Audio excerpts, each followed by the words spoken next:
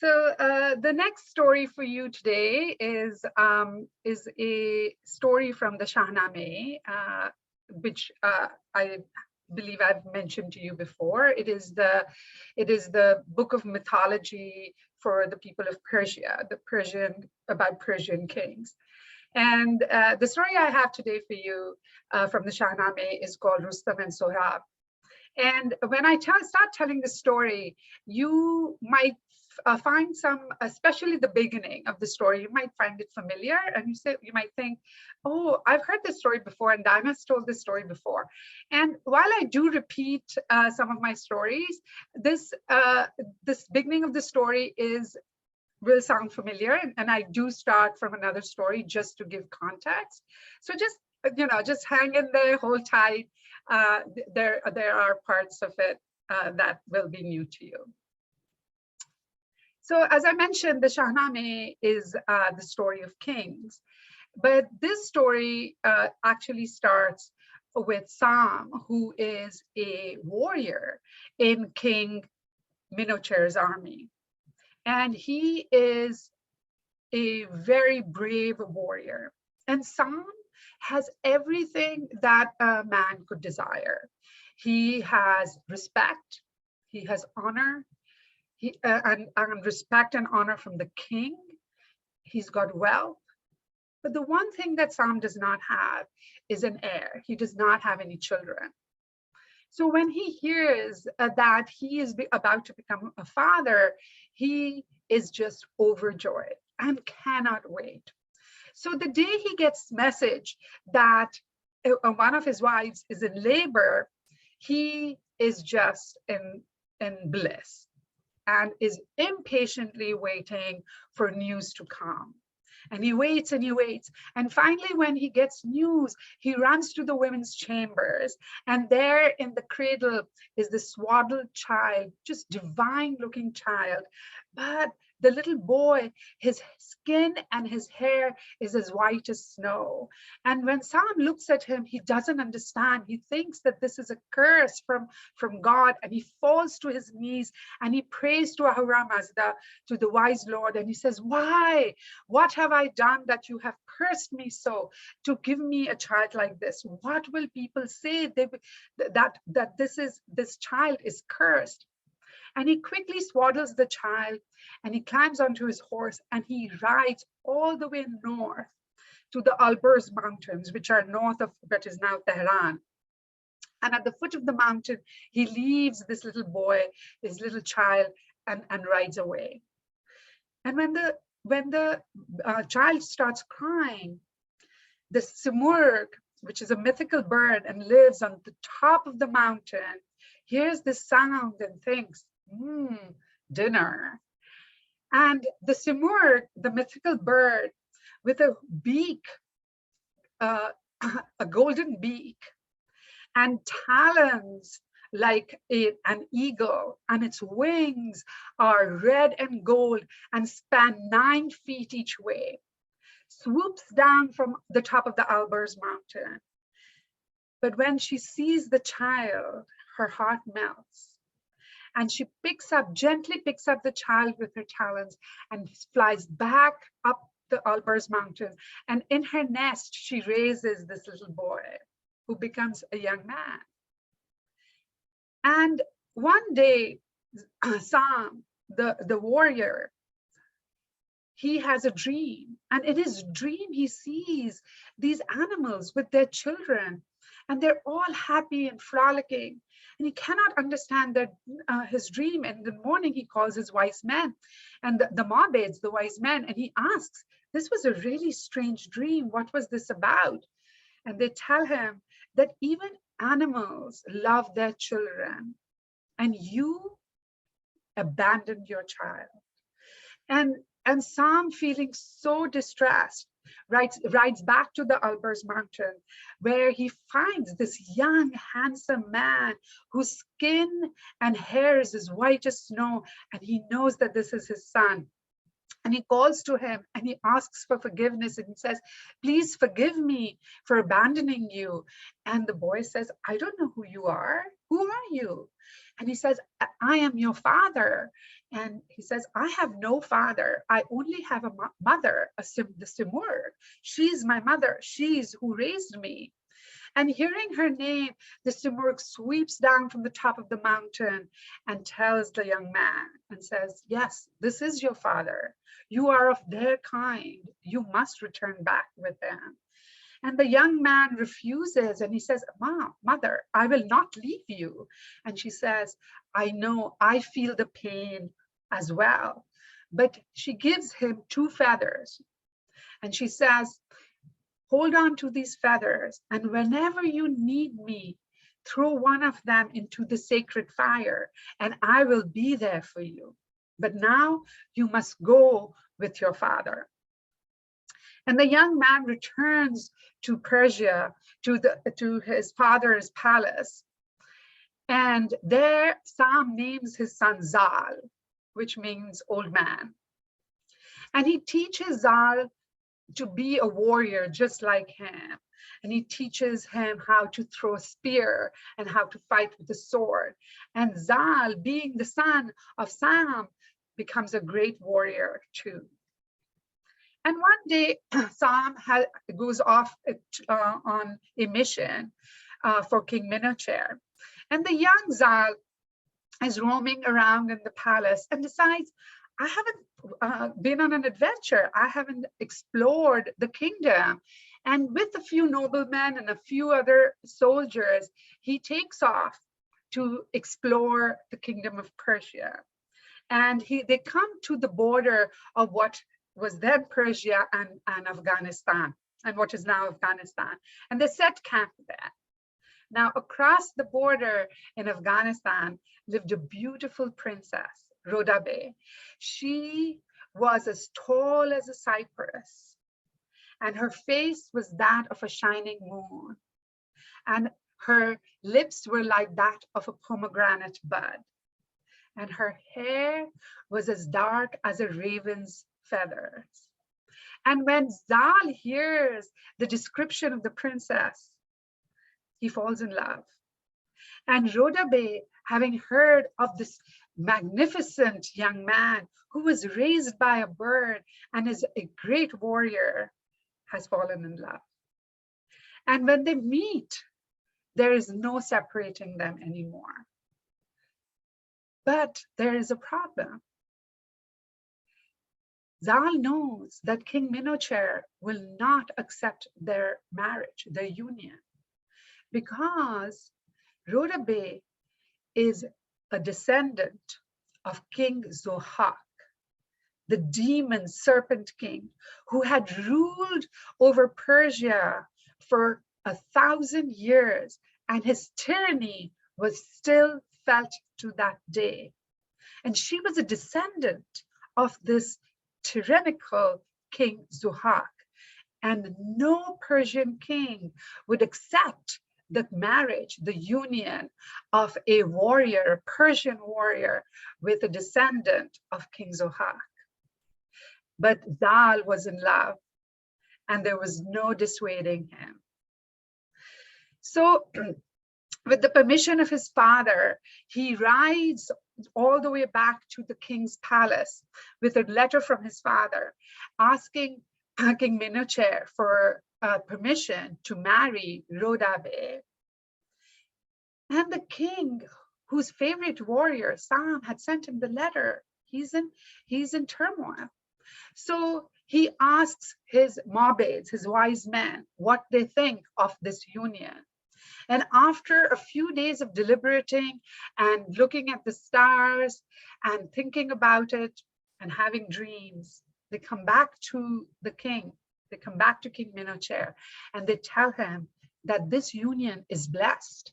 And from this union will be born a child who will be the greatest warrior of Persia, and he will bring much, much glory to Persia. And the king accepts what the Mabeds, the wise men, have told him, but he is still not ready to give permission. But with his wit and his strength and his courage, Zal convinces the king to give him permission. And with permission from King Minochair, he rides back to the border, and there he marries Rhoda, and their wedding lasts for 7 days and 7 nights. And not long after, Rhoda gives news that she is of child. She's with child. And Zal is delighted. And those 9 months go by really fast. And when Rhoda goes into labor, she is in a lot of pain. The baby is so big that it is unable to be born through its mother. And Zal calls all the midwives and all the medics that are available to him, but nobody can deliver this baby. And Zal is sure that he is going to lose the love of his life, that he is going to lose Rhoda. But then he remembers, and he goes to his chamber and he finds the feather from the Simurg, the mythical bird, had given him. And he throws one of those feathers into the sacred fire. And as soon as the feather touches the fire, the Simurg appears at the palace. And seeing Rhoda in so much pain, she knows what to do. And with her sharp talons, she tears through Rhoda's womb, but not a drop of blood falls. And through there, she delivers Rhoda and Zal's son. And with a swoop of her wings, she heals Rhoda. And with that, the Simurg flies back to the top of the Alborz mountain. This baby is a miracle baby. And Zal and Rhoda name him Rustam, the strength of the river. And it is. In just 5 days, this little baby becomes a young boy. And in just a week, he is a young man. And Zal is so proud of his son, Rustam. And he teaches him all the arts of war, because he too is going to be a warrior. And just like his father, Sam, had taught him, Zal teaches his son, Rustam, how to throw spear and how to fight with a sword, and all the art of being a great warrior. And one day, when Rustam is only 19 years old, a mad elephant runs through the palace, destroying everything and everything in its way. And nobody can control it. And everybody is running helter-skelter. But Rustam steps up and controls the elephant.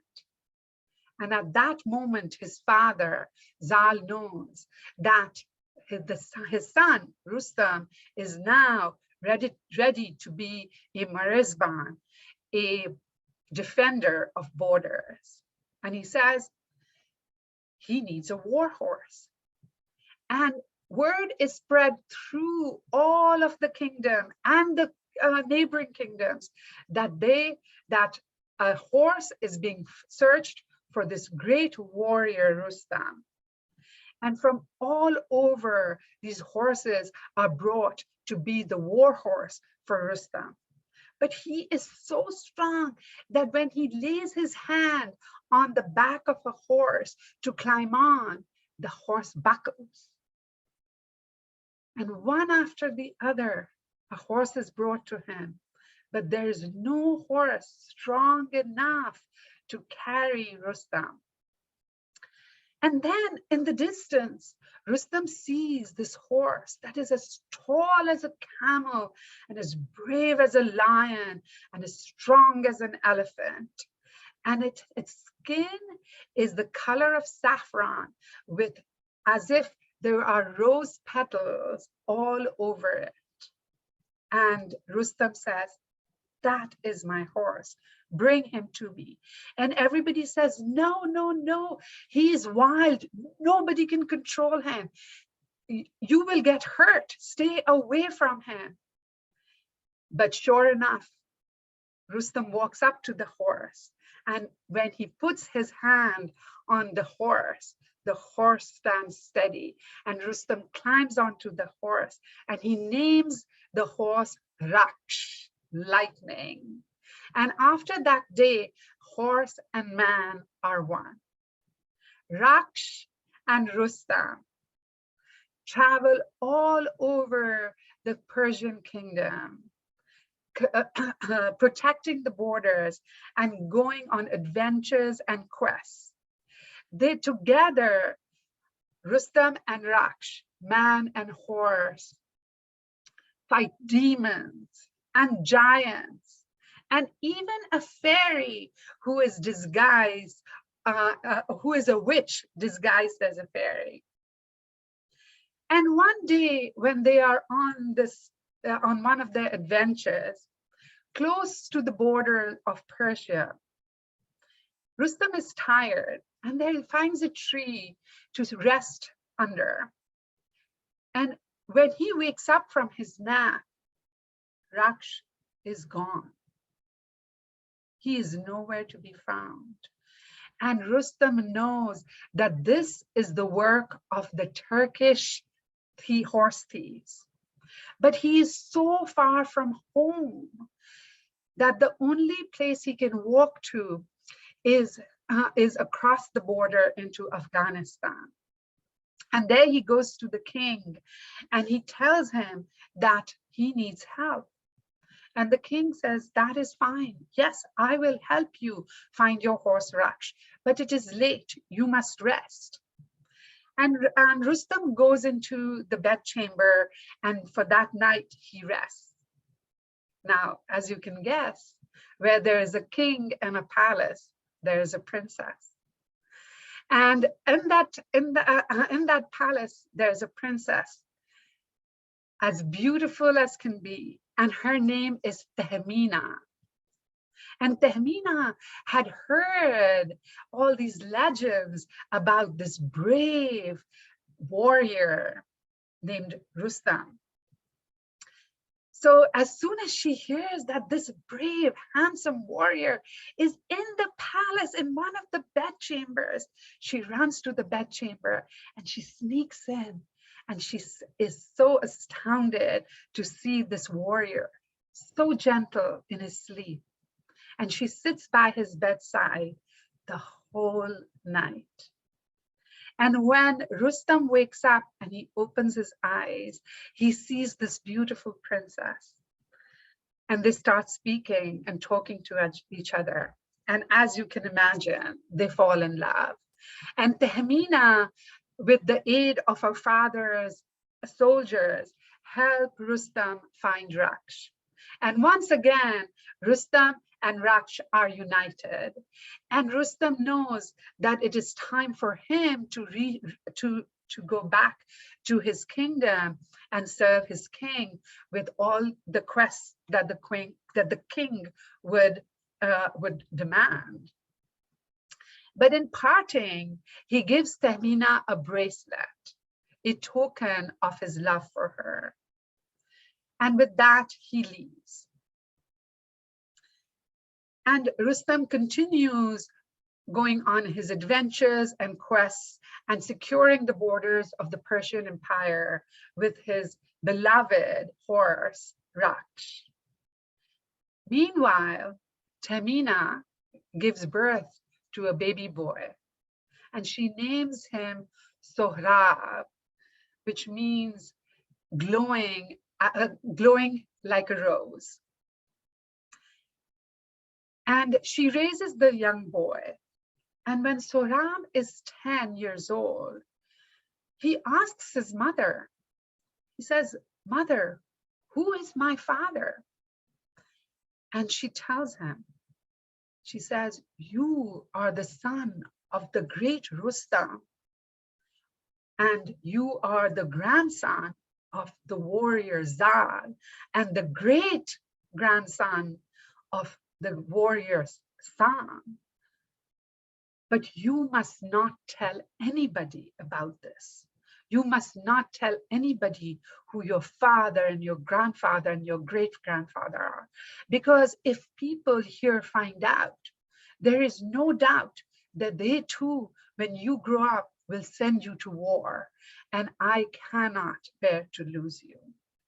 But she gives Sohrab the bracelet that Rustam had given her when he left, the token of his love. And she gives that bracelet to her son Sohrab, and she says, you must wear this, but always keep it hidden. So Sohrab, instead of wearing the bracelet on his wrist, wears it as an armband. But being the son of Rustam, the grandson of Zal, the great-grandson of Sam, there is no doubt that he too becomes this great warrior, this strong young man. And when his kingdom, Sohrab's kingdom, goes to war with Persia, Sohrab is sent to war. And on the battlefield, he is strong and he fights for his kingdom. And then one day he comes across another very strong warrior and they battle. And this other older warrior has never met his match. And he wonders, this young Sohrab wonders, is this Rustam? Is this my father? And as they fight, he asks for a moment and he says, who are you? What is your name? And the other warrior says, did your father not teach you the etiquette of war? You must never ask another warrior his name. And with that, they continue to fight. But Sohrab still has this doubt in his mind, but he continues to fight and he fights fiercely and he gets the upper hand on this wiser, older warrior. And the older warrior says, it seems like your father did not teach you the etiquette of war. You must never strike the first time. And they continue to fight. And in this moment of doubt, Sohrab falters. And the older warrior Rustam strikes.